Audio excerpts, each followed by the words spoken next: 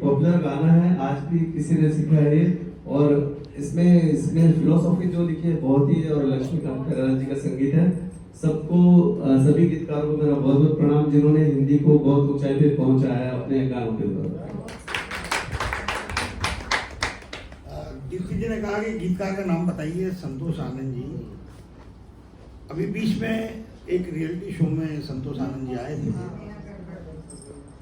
और संतोष आनंद जी को श्रेया घोषाल, मतलब वो कौन सी नेहा कक्कड़ ने 5 लाख रुपए दिए थे उस समय। लेकिन पूरे देश में या दुनिया में एक बात की चर्चा होने लगी थी कि इतने बड़े गीतकार इतने अच्छे अच्छे गाने लिखे हैं, क्या इनको आर्थिक रूप से ऐसी परेशानी है?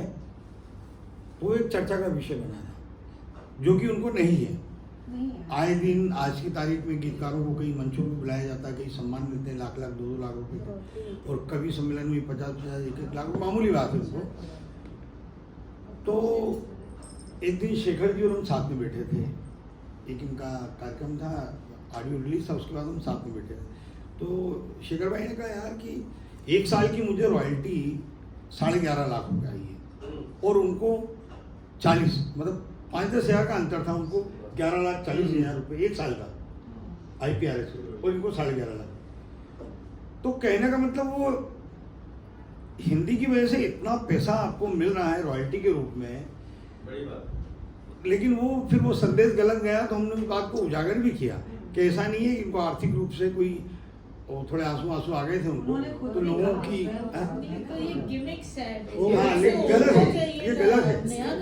पब्लिसिटी चाहिए, नहीं, चैनल ने कहा था, वो चैनल ने किया था, उनको नहीं चाहिए, हाँ पब्लिक को गलत है।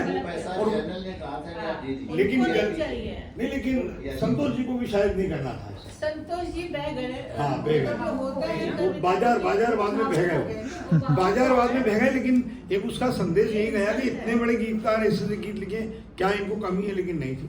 ये सम्मान नहीं, ये अपमान है, अपमान है, इंडस्ट्री का अपमान है, एक आदमी का नहीं, ये साहित्य का अपमान है, ये साहित्य करेक्ट।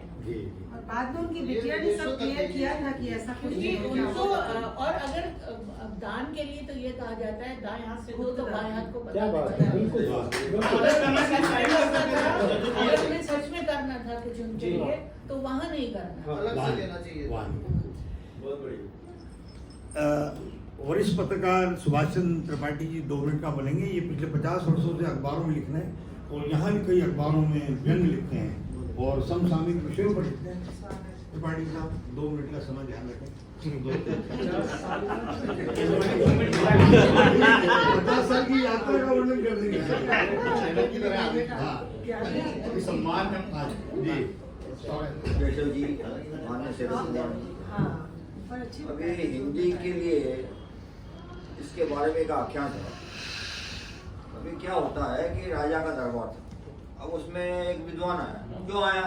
क्योंकि वो विद्वानों को तमाम सम्मान करते थे। और विद्वान ने एक क्वेश्चन रखा दरबार में कि मेरी मातृभाषा क्या है। अब कई विद्वान थे उसमें, कई भाषाओं के ज्ञाता सब बैठे थे, उन्होंने सबने उससे चर्चा की काफ़ी और हर तरह से पता लगाने की कोशिश करी कि इसकी मातृभाषा क्या है।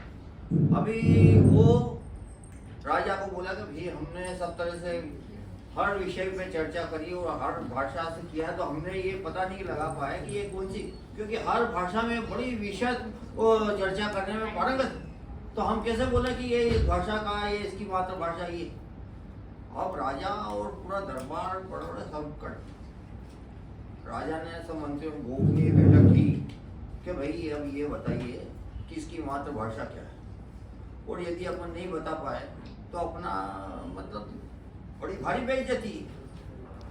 तो एक मंत्री ने बोला साहब ये कल तक अच्छी बताओ। अभी रात को विद्वान सोया तो एक बाल्टी उठा के पानी डाल दिया उसको। ओ माँ, ओ भगवान। सवेरे उसने बताया इसकी मातृभाषा नहीं।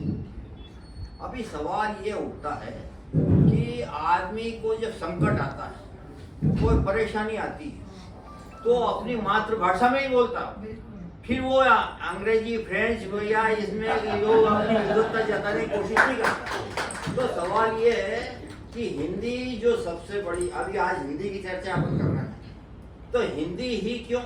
अभी दुनिया में हिंदी कितनी बोली जा रही है, क्या है, इसकी चर्चा करने से मतलब आप सब जानते हैं कि चीन में चीनी भाषा जैसे 18 करोड़ लोग बोलते हैं, हिंदी 15 करोड़ लोग बोलते हैं, अंग्रेजी 13 करोड़ बोलते हैं।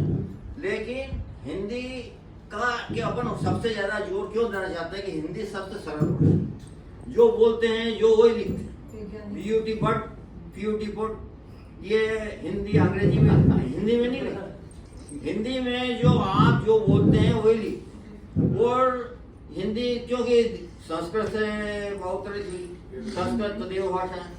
तो अभी हिंदी के प्रचार के लिए सैकत कुमार जी कर रहे हैं, तो यह हर कोई कर रहा है। तो इसलिए क्यों कि इसके ऊपर तो जोर देना जरूरी है।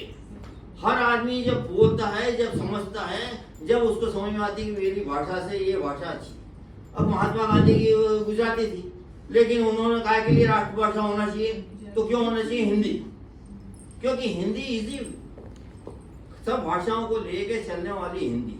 तो हिंदी के लिए प्रचार प्रसार के लिए केशव जी सारी दुनिया में आज प्रचार प्रसार के लिए लगे हुए हैं। सैकत कुमार जी तो है ही, अब इनको क्या बहुत, इनको यहाँ पाके हम तो सम्मानित हो गए अपने खुद ही। तो ये जो भाषा है हिंदी के लिए प्रचार प्रसार करके लिए अपनी बात रखने की कोशिश करना चाहिए। और अभी अपने पीएम जी हैं, वो भी हिंदी के ऊपर काफ़ी कर रहे हैं। सीजीएम उनको सबको बोला कि भैया हिंदी में ही आप फैसला, तो ये सब कह के